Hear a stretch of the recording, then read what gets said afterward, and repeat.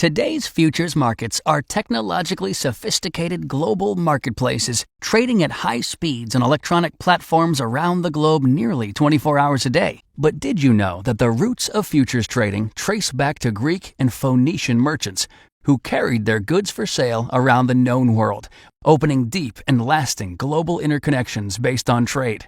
Global commerce now does its price discovery in our modern futures markets, which first developed in the United States in the early 1800s. The first futures and forwards exchanges grew out of the needs of the agriculture industry, where seasonality and supply and demand fluctuations could lead to repeated gluts and shortages of products, and in turn lead to chaotic fluctuations in price.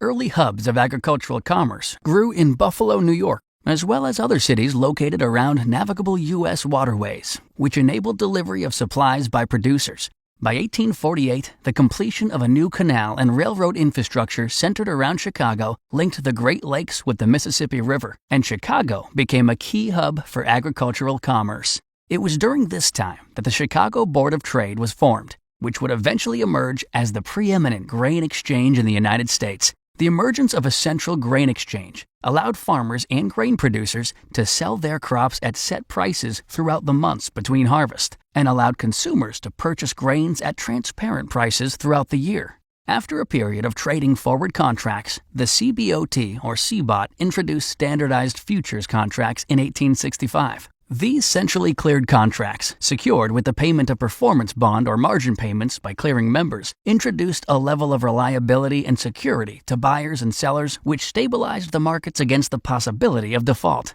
The Chicago Produce Exchange was established in 1874 as a dedicated exchange for the cash trade of butter and eggs, which established grades and rules of trading.